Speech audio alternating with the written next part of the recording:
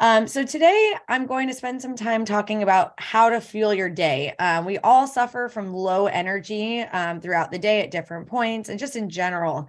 We work a lot. A lot of us are retired in this presentation, today, but still, we're always filling our day with trying to keep busy, and that can lead to low energy. So I want to talk about how we can use food to cope with low energy levels. Okay, perfect. All right. So in today's presentation, you're going to learn the effects of improper, fueling, what happens to the body, how we feel.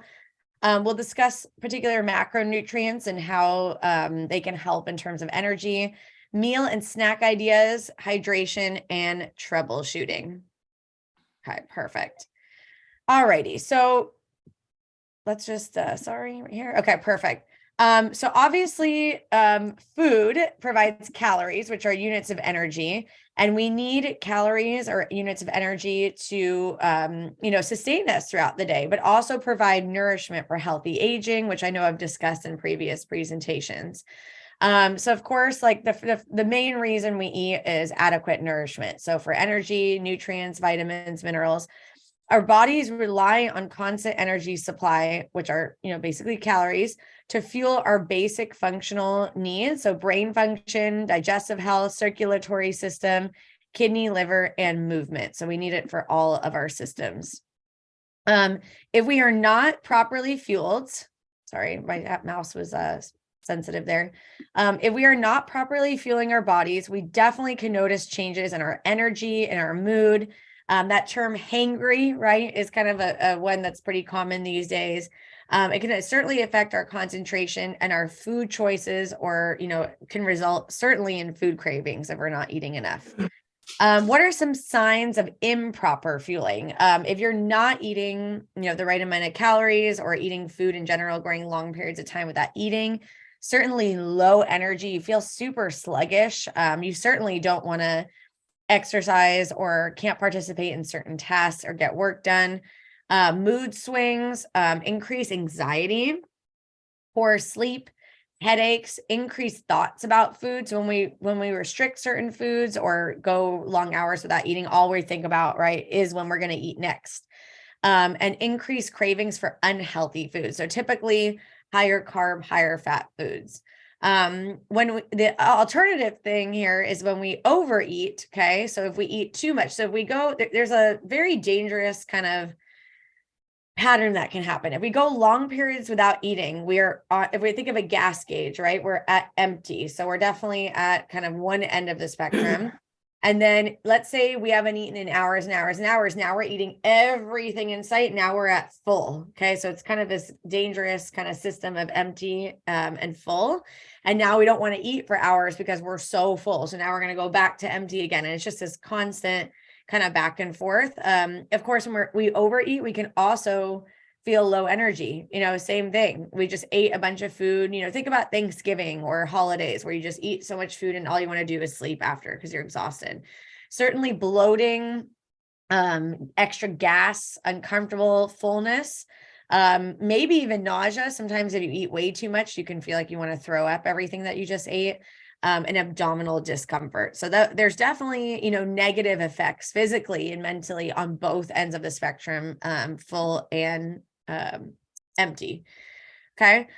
Typically I recommend eating constantly throughout the day. So when we were little kids and babies, right, our parents packed us with a bag full of snacks. And that's kind of what we did when we were little. And we sometimes tend to lose that as we age and get through, our lifespan.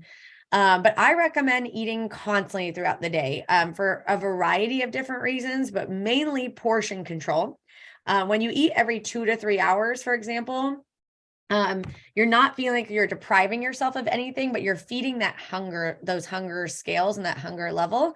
So you don't feel like when you get to that meal that you need the same amount of portions that you would have eaten if you didn't have food for 5 or 6 hours. You're going to feel like you're not on a diet for those that are trying to lose weight because you're constantly eating.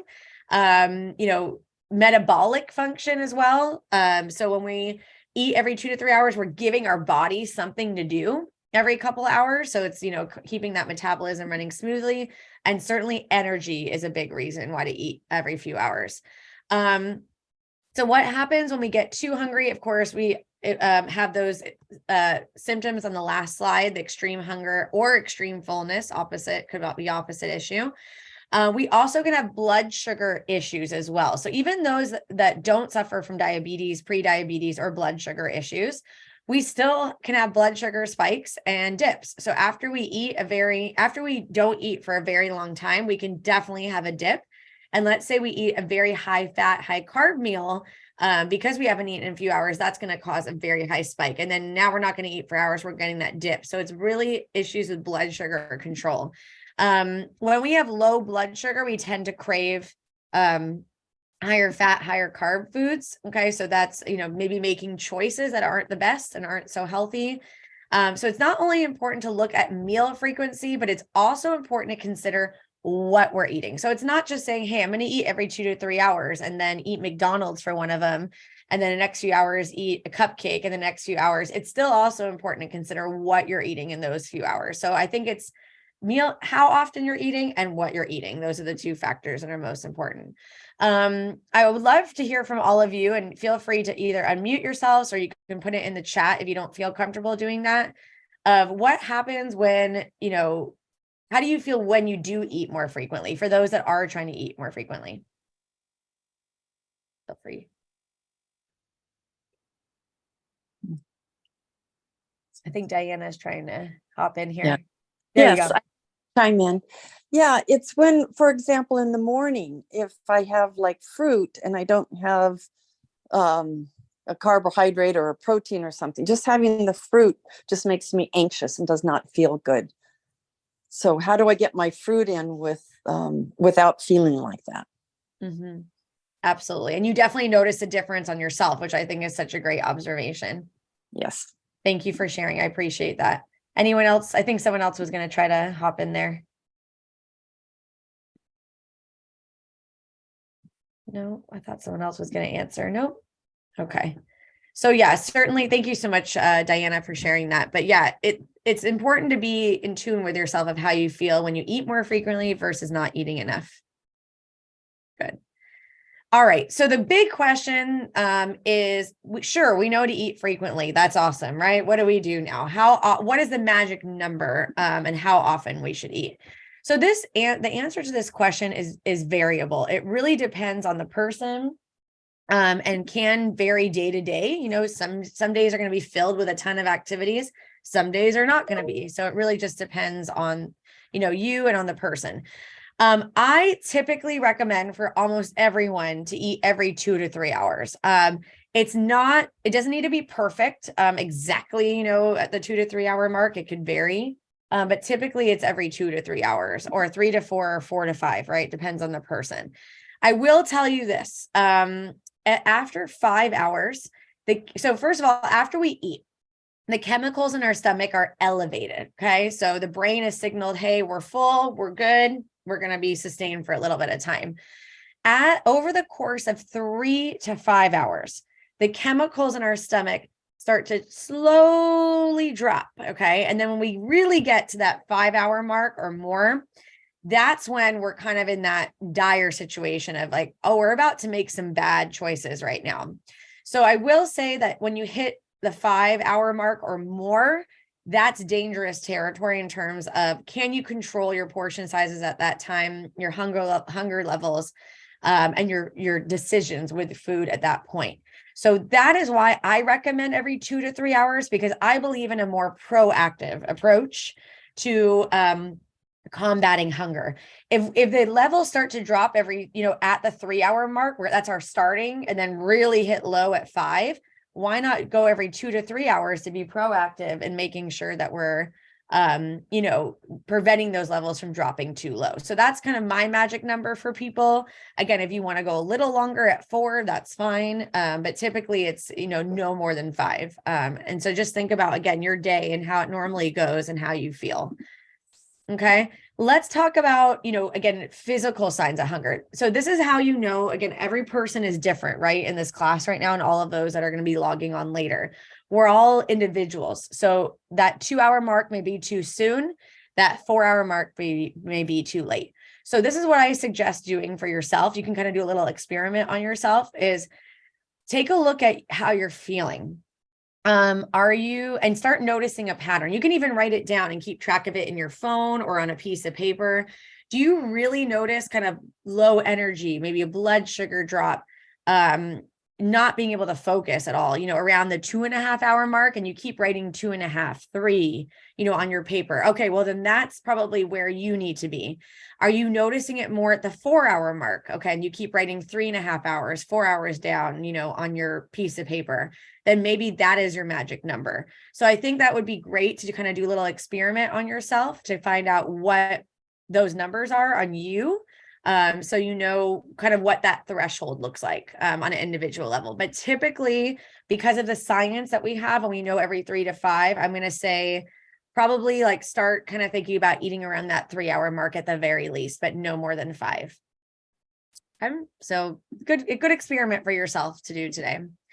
So we certainly, if you've been in a lot of my sessions already, I've been talking about balanced eating, balancing the food groups, balancing nutrients out, not doing anything too much in excess or, anything in minimal amounts, but kind of finding, how that balance between macro and micronutrients. But think about how you feel, again, it comes down, again, not to frequency only, but what you're eating. How do you feel after eating a bag of chips versus eating, an apple with peanut butter? Do you feel more energized after the apple and peanut butter? Do you feel like, yay, I made a really good decision, that was great, versus chips, where it's like a little high fat, high salt, and now you're craving more and you're not feeling full? It's good to think about that for sure. Certainly you want to fill your day with quality over quantity. Okay. Quality foods, meaning more bang for your buck. We call it, nutritional value.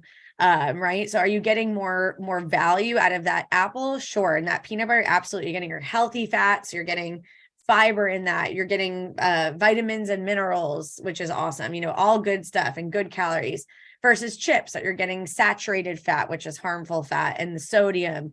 So you have to think, when you're making those food choices every few hours, are you making good choices and getting more bang for your buck, out of those snacks? Also, higher quality foods are going to sustain you longer. Fiber is one of those, special key nutrients that helps you stay fuller, for longer. So, vegetables, fruits, whole grains, plant-based protein, those are going to sustain you for longer because of that fiber, but you're also getting healthy fats out of it and the vitamins and minerals. So that may be something worth your while, versus something, again, like a piece of cake that's just going to give you sugar, and that's it. Okay. All right. Let's talk about carbohydrates. Again, we've spent a little bit of time, if you've been in my classes, on this, but I want to dive a little deeper into how it affects hunger levels today. So carbohydrates serve as your body's primary energy fuel source. That's sugar, glucose, to fuel muscles, organs, and the brain.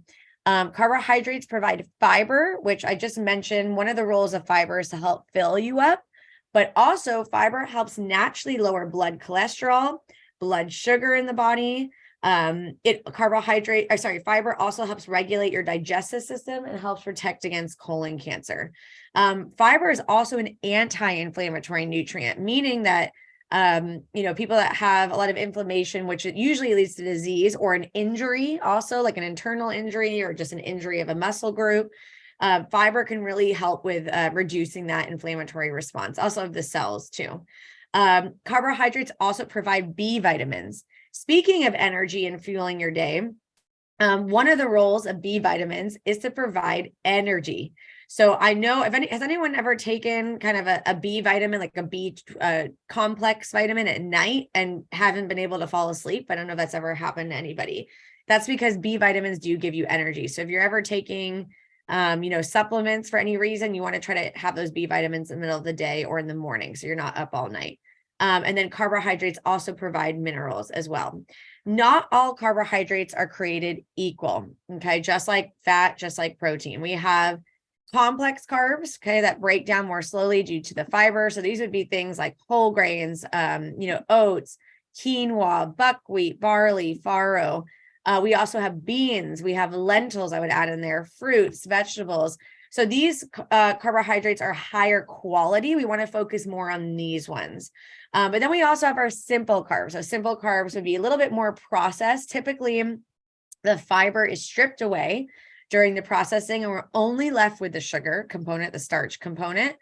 So these are things like white flour. So all of your white, your products that are used with white flour, so that would be white regular pasta, regular pita, regular bread, saltine crackers, all your cakes, your cookies, your sugary cereals, and then also some sugary sweetened beverages as well.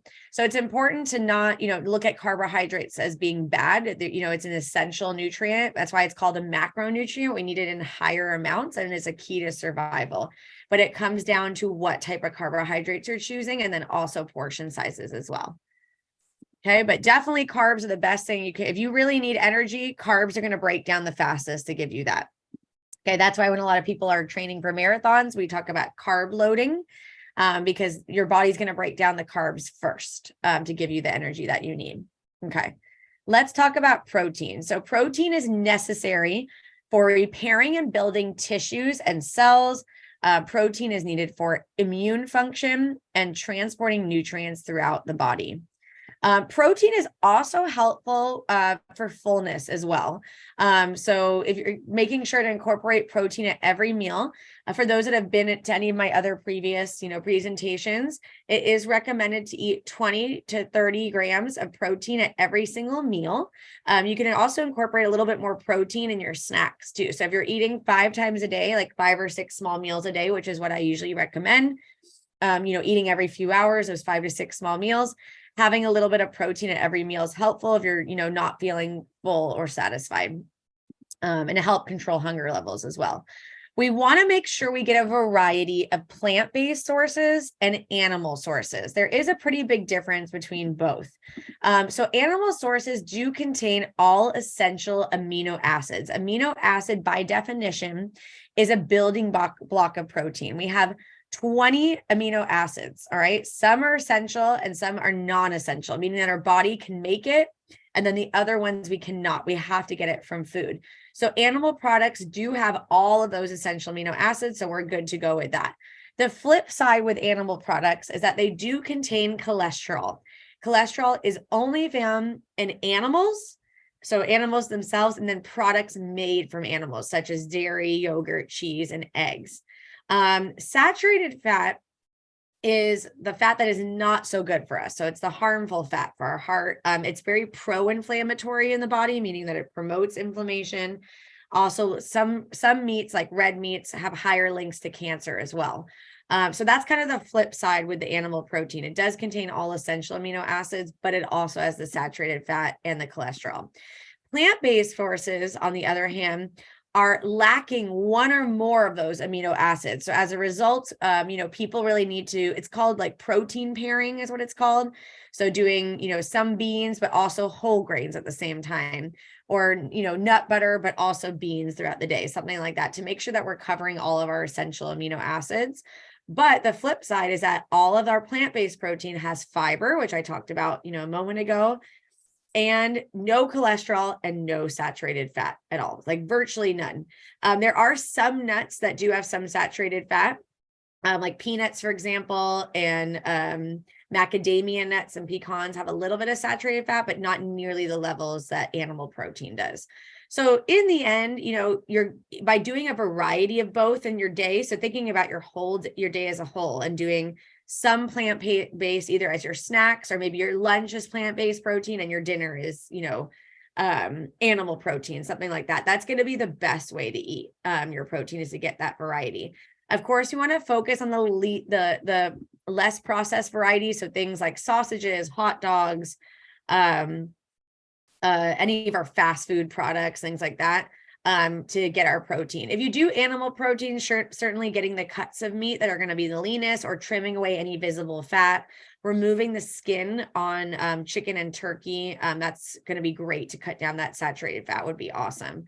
Almost everybody meets their protein and goes over, actually. So definitely taking that food first, supplements second approach to eating is always the best way, but particularly with this group, this food group, this macro group, because I know that a lot of people try to take supplements when they don't really need it, and really just focusing on that food. And then, yeah, certainly asking yourself again, just like you did with carbs, looking at your diet and going, am I getting that variety? Am I not? What can I do to get that variety? Do I need to make all my snacks plant-based, and then focus more on lean protein for my meals, or again, doing meatless meals once a week, whatever you need to do to kind of get that variety is really helpful. But I do think that snacks are always the best way to kind of get some more plant-based protein within your day. All right, great. Let's talk about fat. So fat, again, is the third macronutrient. It's a macronutrient essential. Macro means we need those nutrients in higher amounts compared to micronutrients. We need them. They're essential for survival, but we need them in smaller amounts to survive. Fat certainly helps with satiety as well. So having like a high, for example, nuts or seeds, that can really fill you up for sure. That's also a fat and a protein. It's both. Fat is needed to absorb our fat soluble vitamins, which are A, D, E, and K. So if somebody is deficient in, one of those vitamins, I usually take a look and see how is their fat intake. Are they going on a low fat diet? Well, that maybe is not helping the little vitamin D they are taking in the body. So we absolutely need it for that.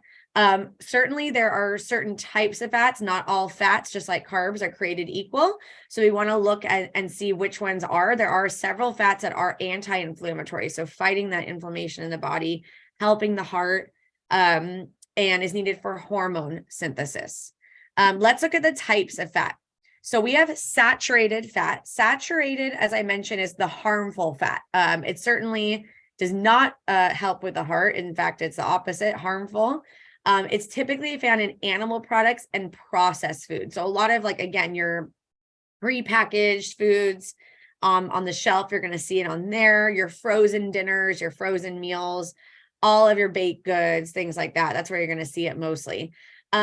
We talk a lot about saturated fat with heart health, but saturated fat certainly has a link to diabetes as well. So I would argue cholesterol is not as much to worry about. It's the saturated fat that you really want to be mindful of. So we are allowed to have a little bit of saturated fat in our diet. We want to have a little bit, it's fine. It all comes down to portion size, just like anything that we talk about. So kind of like the carbohydrates, how we have refined and complex, or simple and complex. We certainly want to watch the portions with the saturated. So it doesn't mean you need to cut out completely, just, being mindful. The healthy fats, now these fats are not required on a food label. Saturated fat is required to be on a food label. So with the mono and poly unsaturated, whenever you see the word un, those are healthy fats. Those are heart promoting. These are not required to be on a food label. I mean, as of now, unless that changes. But you'll notice when you turn over some packages of nuts and seeds, you will see some food companies voluntarily put it on there. They just want to, say, hey, this is healthy. Check it out, or anything. Like I've seen olive oil with it. So just know that if you do see it sporadically, that's because the food company went out of their way to put it, but it's not required. These are certainly associated with heart health benefits. So things like olive oil, nuts, seeds, salmon, fish oil. Okay. Certainly super healthy for us, health promoting, and can help reduce and fight inflammation, fight those free radicals in the body. So the complete opposite of the saturated fat. Okay. Let's spend a little bit of time on fruits and vegetables. We all know that fruits and vegetables are good for us. I think that does not need to be said. But, it really is important to, that's why when we went over kind of the plate method, which I want to show you in a second, we want to focus on making half of that plate fruits and vegetables, majority vegetables. They contain fiber, which I already mentioned to you earlier, vitamins, minerals. I mean, we'll cover almost every vitamin and mineral in the book between fruits and vegetables. Polyphenols, these are, polyphenols and antioxidants. They're basically fight free radicals in the body. Fight cancer, oxidative stress, which is basically a lot of stress within the cell walls of our cells and of our body. They help with immunity in general, making sure we don't get sick all the time, and, decreasing that oxidative stress I just mentioned.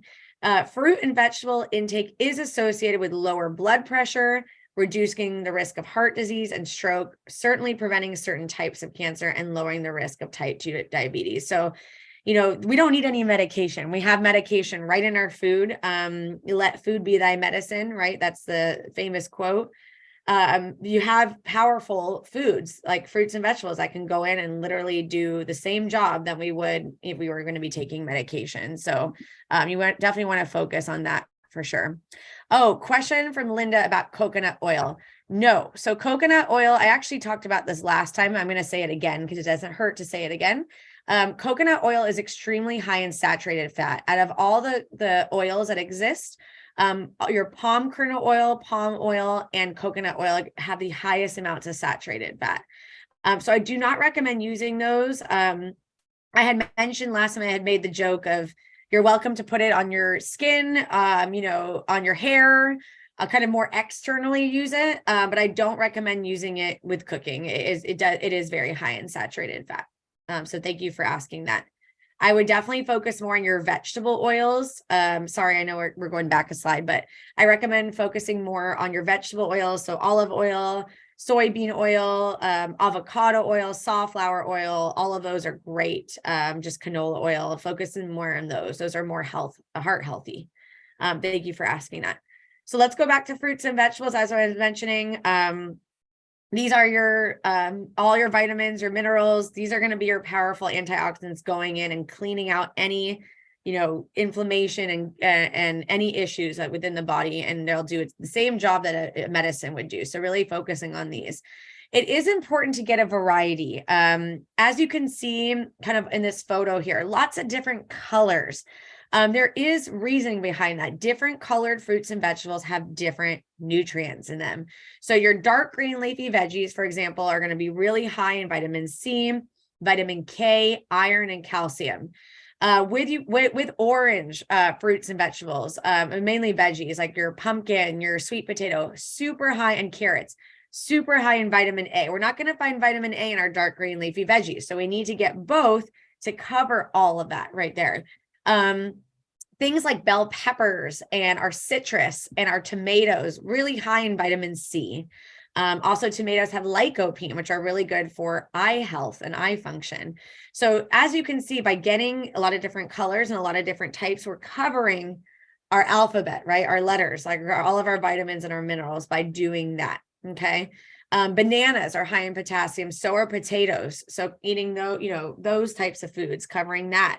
But you're not going to find potassium in the other fruits and veggies I already mentioned. So that is why it's important to eat variety. I do work with people that say, hey, I'm getting enough fruits and vegetables in the day, but they're literally eating the same banana all day, every day, and the same dark green leafy veggies, in a salad. It's all green stuff all day. And that's great. And while they're, getting those nutrients and while they are eating their fruits and vegetables, they're lacking that variety. And now suddenly they're deficient in something. So it is important to focus on the colors. Also, no offense, but who wants to eat a salad that just has all green stuff in it? I personally wouldn't want to do that. It looks boring to me. It looks kind of gross.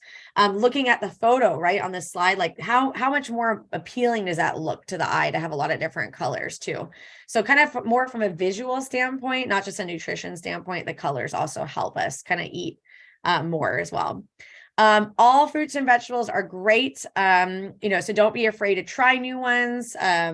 Luckily, we live in California. We have access to like pretty much every produce we can think of because we grow so much already in our own state, in our own backyard. So we don't have that issue of like transportation or living in a cold climate where things are expensive or not available to us. So that's also a good thing. It's we have a ton of farmers markets around San Diego and access to that. So it's great. We typically don't have that issue here, which is really nice. Okay, let me just check the chat really fast just to make sure that yeah, perfect. Okay, awesome. Thank you, Diana. I just wanted to make sure that we got that down. Yeah, and even like just actual coconut shavings as well. That doesn't just go for the oil, is also high in saturated fat too. So just also wanted to mention that too. Everything in moderation though, if you want to use a little coconut oil, once in a while, it's fine. Nothing's going to happen to you. You're going to be okay. Like I said, we are allowed to have some saturated fat in our diet. Is totally fine. But would I use it on a daily basis and use it to cook? No. Okay. I wanted to present this plate to you. I have been using in all of my previous presentations, I've been teaching with the choosemyplate.gov, the USDA plate. But I also wanted to show you a different perspective on another plate method. Either way, the methods are very similar. But this is kind of how we want to structure all of our meals. Half of that plate, by the way, this is the Healthy Harvard plate.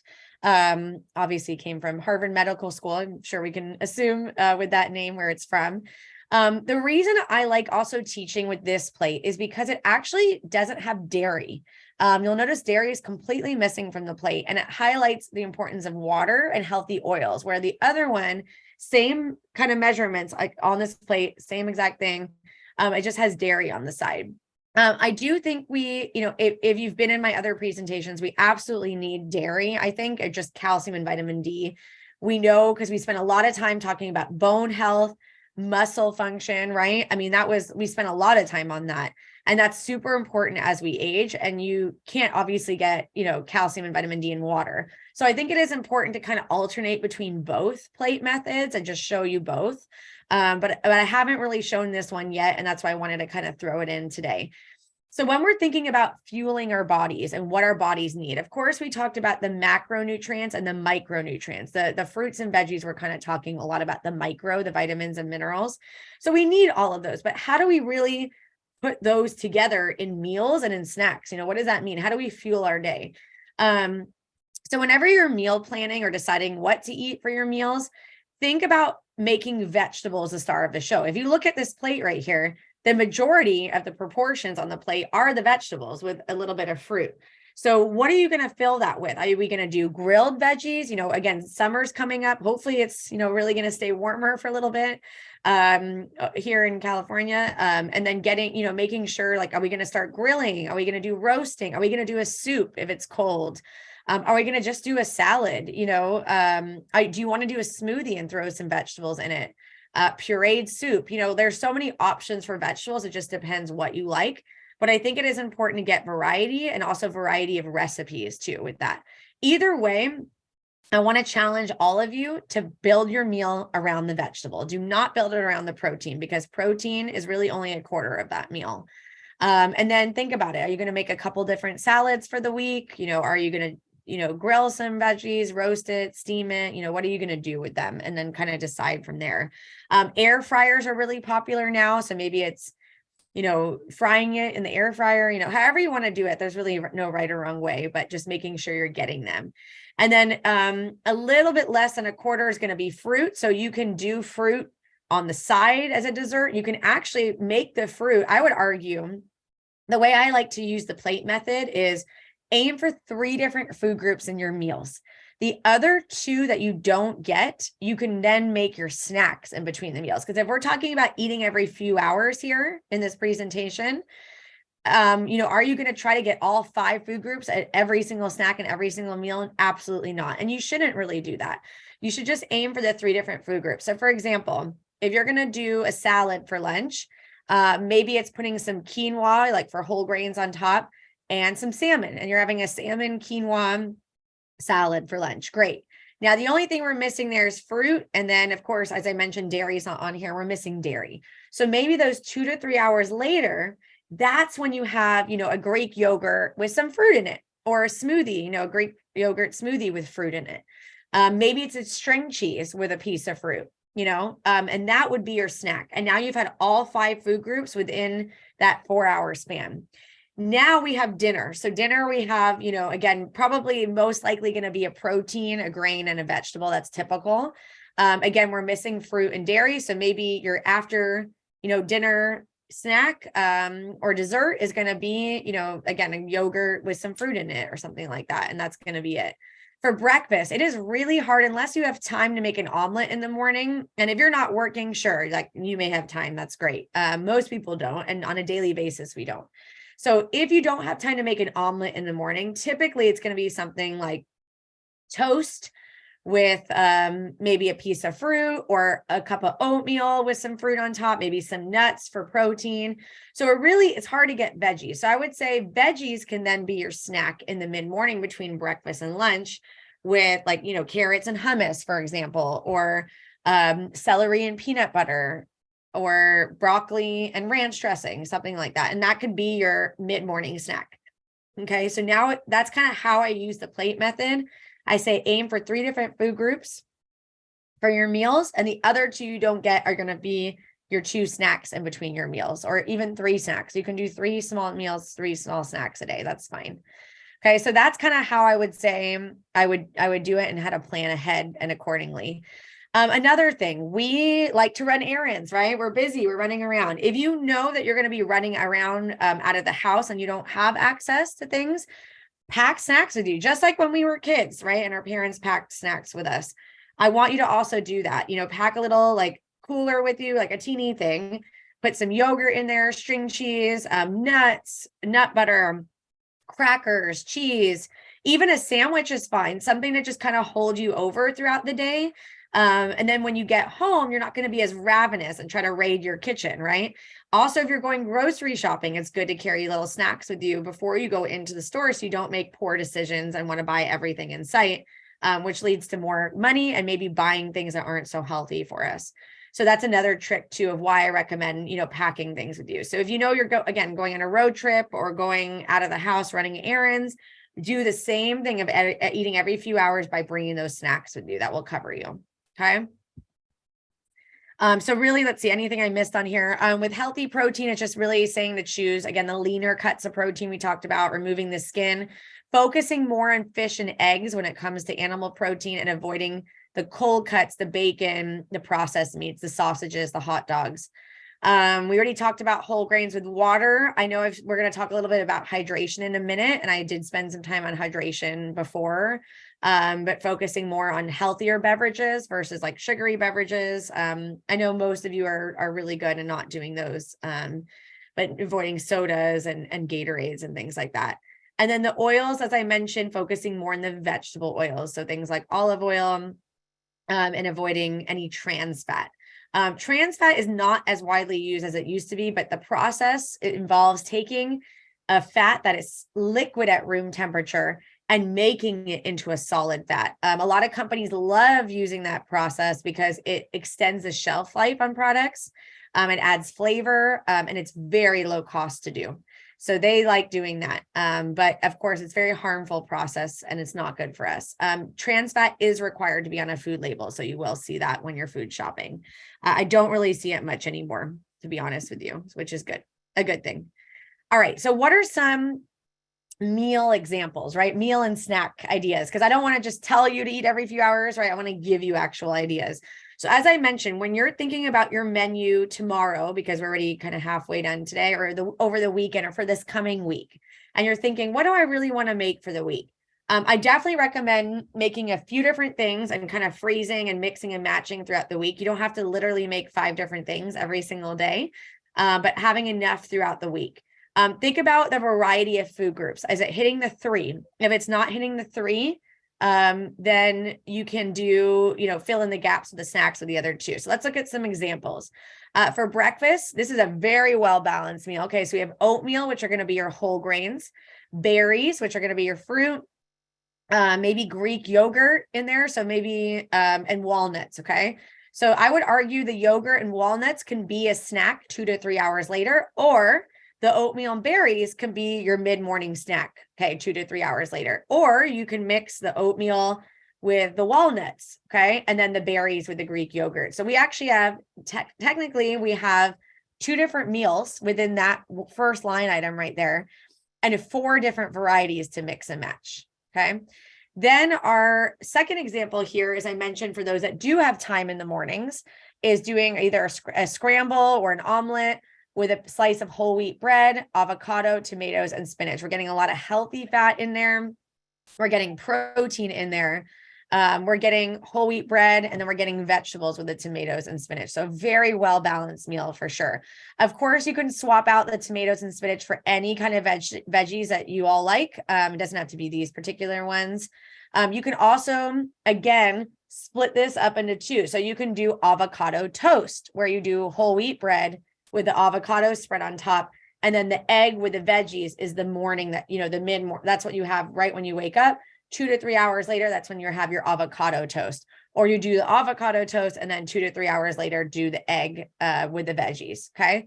So we've just, out of this breakfast, these 2 line items alone, we've gotten 2 meals out of each one. Okay. And very well balanced, very healthy things that are going to give you lots of energy, which is great. Let's look at lunch.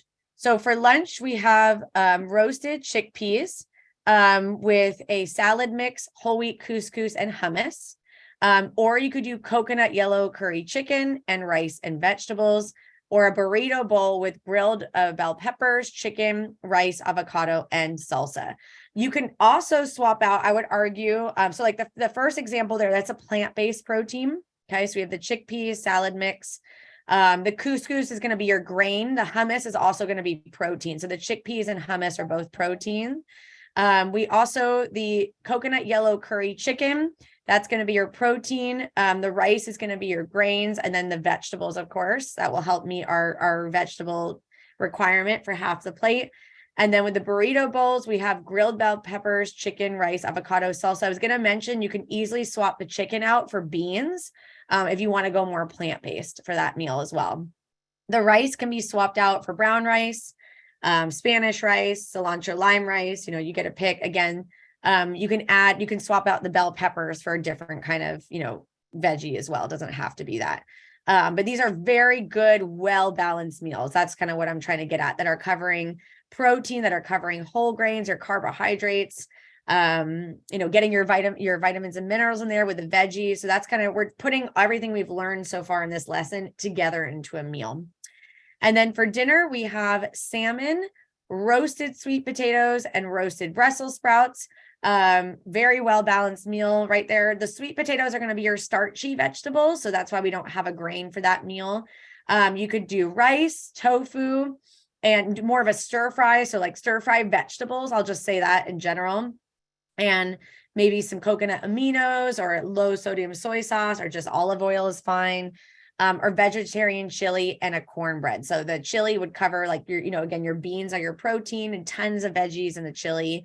And then maybe a small grain on the side, which is cornbread. You could also do just regular bread if you want, or a pita or something instead. And you can easily swap out.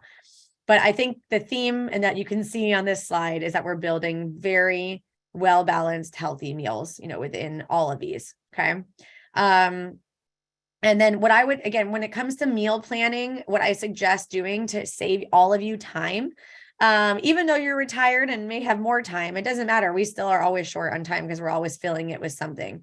But I don't want all of you, spending hours and hours in the kitchen.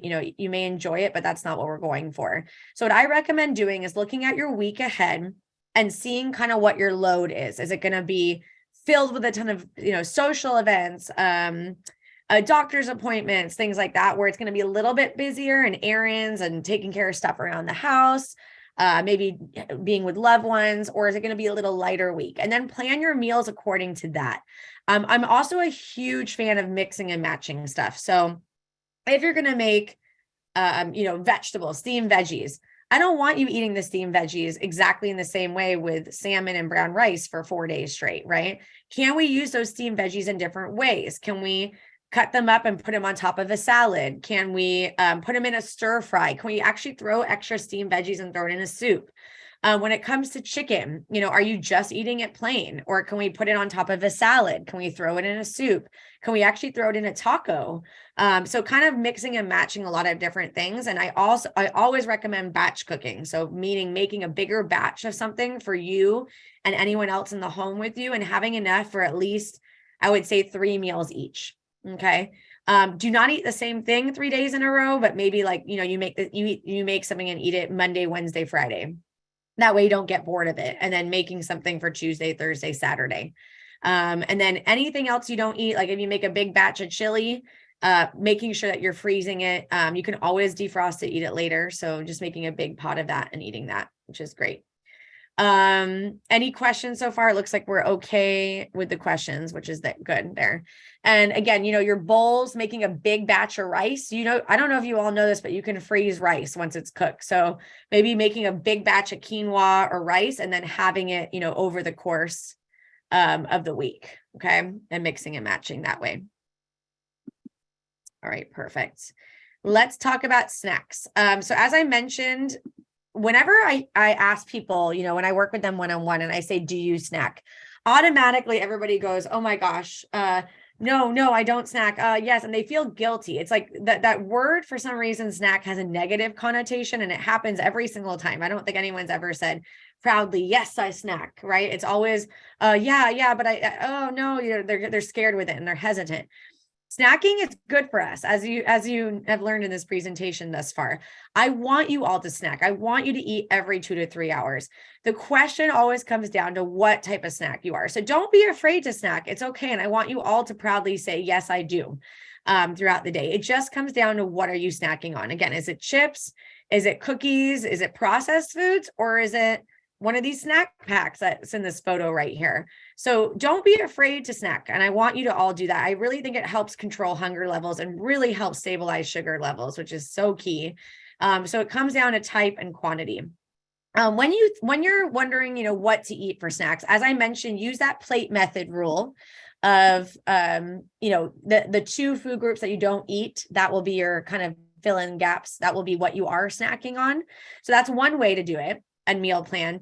The other way is to think about your macronutrients. That's why I spent some time on protein, on fat, and on carbohydrates. You know, is that I wanted you guys to think about that. So it's thinking about, you know, are you getting a carbohydrate, a fruit? Great, an apple. Are you getting a healthy fat, which is peanut butter? Wonderful. Whole wheat bread, peanut butter, apple, awesome. You know, like, again, think about if you're, you know, meeting those 3 types of macronutrients, you know, and if you're getting, you know, all the meat, the fat, the protein, the carbs, the vegetables, the fruit, like if you're meeting all of that, the dairy. And if you're not, that's what I would use to fill in the gaps over there. But you can easily, you know, again, it comes down to portion size. If it helps you kind of buy the smaller kind of bags of popcorn or the smaller individual, you know, size of crackers, and that's going to help you control to prevent you from going in, then do that, you know, if that helps you best. But certainly, you know, trail mix is a great way to give you a lot of energy. There's a lot of calories in that. I always recommend making your own versus buying the pre-packaged, only because of the sodium and the added sugar. So you can easily buy big bags of all the nuts that you like, put them in, you know, big bowls, and then you can take little measuring cups and kind of make your own in Tupperwares and do that. It's a lot healthier. But certainly if you struggle with portion size, that's what I recommend with some of these snacky foods. Again, it just comes down to quantity for sure. And maybe some of you have, you know, you have time to make your own like energy bars or things like that. If you have time to make your own, of course, that's always the best way, but we don't always have time. And then, yeah, I recommend, like pre-portioning everything out. So as I mentioned, if you're out all day or it's going to be a crazy week, you just grab and go, right? You grab those carrots, you grab like these little snack bags that you make ahead of time. So it's all ready to go for you throughout the day. Okay, let's talk about hydration. So the amount that you need every day does differ from person to person based on age, weight, activity level, climate. Dehydration can show up as low energy and can mask hunger. Most adults require 9 to 12 cups of a day of fluids. But of course it varies. I always say, do the urine test, okay? And listen to your body. For urine, you know, the clearer it is, the better it is, right? You'll be more, it will be lighter, so much better. The darker means you're, yellow or darker means more dehydrated. Okay. So I think we're missing a little arrow in there, but more dehydrated. So the lighter it is, the better it is. Okay. The more hydrated you are. When you first wake up, urine will be a little bit more concentrated, but so don't use the morning pee kind of as your example, but throughout the day, that's most important. Okay. Everyone has different needs. So just, again, go based on your own body. Question. Any recipes for self-made for protein, etc. I personally don't have any. When you're looking up, I know there's a lot of recipes online for like high protein kind of balls is what they call them. I've seen those before, where it's I think it's nut butter, protein powder, nuts and things like that. And they're like little balls, basically. I've seen that. I personally don't have any recipes, but when you are searching, the more keywords that you put in Google, probably the better you're going to get. I would put in healthy, low sugar, high protein, snacks, things like that. Those are recipes because you were asking for self-made, but I'm more just about making the kind of those little snack packs. That's what I just do.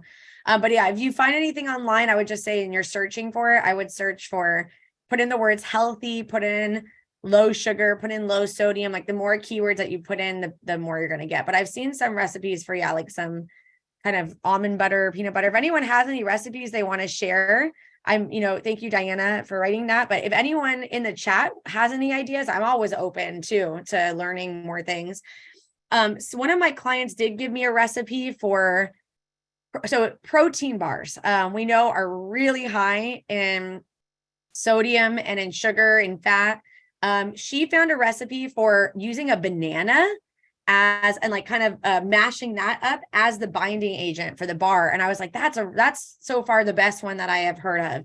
And it had like it had peanut butter in it, banana. I think there were oats because it was some kind of something to kind of bind it, there may have been a teeny bit of honey or something like that, because most of the bars that you find at the store are not healthy and have a lot of sugar. So I really liked that it had the banana in it as the binding agent. So maybe you can look up one for that, a homemade banana peanut butter bar of some sort, and see what you can find that way. That was a really good idea. So I'm sorry I don't have the exact recipe, so I apologize that I don't have one, but if I can give you that idea, I'm sure on Google it exists somewhere out there in cyberspace. All right. So ways if you feel like you're not drinking enough water throughout the day, certainly spa water is the way, like how I recommend flavoring water, and also just visually it looks better to remind you to drink. So adding any fruit, any vegetables, any herbs in your water is great, letting it infuse. Tea and coffee are perfectly acceptable ways to drink water. What it comes down to is what you're putting in it.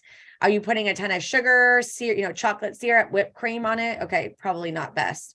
And then recommend up to 3 cups of tea or coffee a day is fine. Again, it comes down to what you're putting in it. And then sparkling water is completely fine too. You want to certainly monitor your intake of juice. It has added calories and sugar, soda, energy drinks. And then if you feel like you're not getting enough water throughout the day, certainly visually having the water bottle in front of you is helpful, but I still know people that it's right in front of them and they still forget to drink. So maybe using a timer on your phone, that can actually coincide with your meal and snack alarms too. So if you feel like you're not eating frequently enough, maybe every 2 to 3 hours, you set a reoccurring alarm at 10 a.m. is an AM snack. And every single time you have your AM snack, that's when you're also going to have water too. Maybe you set a meal alarm for lunch at 12 p.m. Okay, so every time at 12 p.m., you're also going to have water and your lunch. But I'm all about the alarms to help people remember. Our days kind of slip away from us sometimes, and it's just hard to remember. So definitely use alarms. And you could just do reoccurring Monday through Sunday if your days are kind of similar. All right, cool. But yeah, definitely the urine test is kind of the best way to monitor your intake. All right. So how to combat the afternoon slump. The best thing to do is to first ask yourself, are you physically hungry or emotionally hungry? And emotional could be bored. It could be happy. It could be sad. It could be a lot of different things. But that's key, is to really figure out, like, are you just bored right now and that's why you want to eat? Or are you really, is it been 3, 4, 5 hours? Okay, great. If you haven't, eaten yet, certainly, of course, eat your meal. Do you need a snack? Did you just eat lunch and you're still hungry? Okay, let's figure out what was missing in that lunch. Was fiber missing in there? Was there fat missing? Was protein missing? Because those are going to all help keep you full. So maybe you need a snack. Sometimes we do get that afternoon slump where we're bored too, and then just like feeling really, really sluggish. That's when I recommend doing one snack. In fact, I have my clients sometimes doing 2 snacks in the afternoon. I have them doing one at 2 o'clock or 3 o'clock, and then one at 5 o'clock, and then pushing dinner back to 7. So there's no harm in doing 2 snacks in that afternoon time, because that is the time when we seem to be really tired. Are there other ways, if you aren't physically hungry and it's more emotional and like it's just that, hey, it's just the afternoon, I'm going to reward myself with something.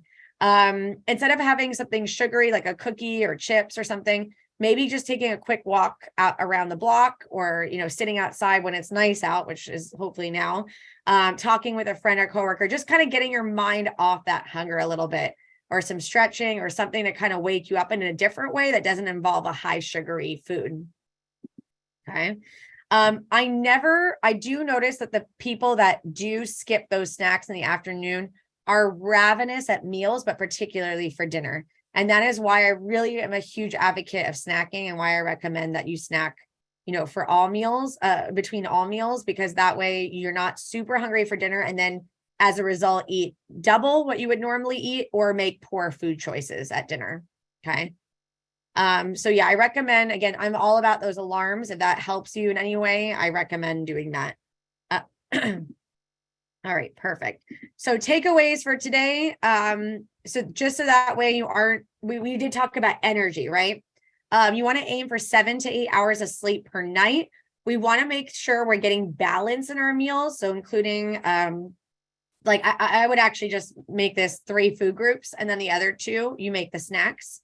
Trying to eat I think every 2 to 3 hours, but you may be a 3 to 4 person, or, a 4.5 hour person, but, doing that homework and finding when you're the most hangry and trying to prevent that. Okay. Focusing more on whole types of food. So less processed snacked foods, and just processed foods in general, but more whole grains, fruits, vegetables, legumes, which are beans, lentils, nuts, seeds, and less ultra processed foods. Okay. I would actually say with crackers, there are a lot of good crackers out on the market. So I would say, don't be afraid of crackers. My favorite ones that I recommend are Triscuits. They're whole grains, the regular ones, not the other flavors. 3 ingredients or less, high in fiber, really low calorie. If you get the hint of salt ones, or even less, lower in salt, which is awesome. So I would say crackers can be okay, as long as you check the ingredients list. Eating small meals throughout the day, and of course, staying hydrated. Sometimes when we're dehydrated, it sometimes can come out as masks as hunger. So we think we're hungry, but we're actually just thirsty. So making sure that you're staying hydrated throughout the day. Okay. Any questions about anything today? Let me see. I have one question here. So no, it is really hard. The question is Lara bars for snacks. I'm going to be honest with you. There is no bar that I would ever say to me is, yay, I recommend it. I don't. I'll tell you why. Because to make a bar, if anyone's ever made any homemade bars before, you need some kind of a high sugary syrup or something to bind all the ingredients. Typically it's honey, typically it's dates, typically it's maple syrup, brown sugar syrup, it's something, right? Which is going to be a lot of added sugar. It's melted chocolate. So as a result, there tends to be a lot of added sugar and a lot of calories, in those bars, even if they advertise them as healthy. The only bar that I've kind of found acceptable has been the RX bar, because it tells you everything that's in it and there's nothing hidden in it. But even then, it's still very high in calories and high in sugar.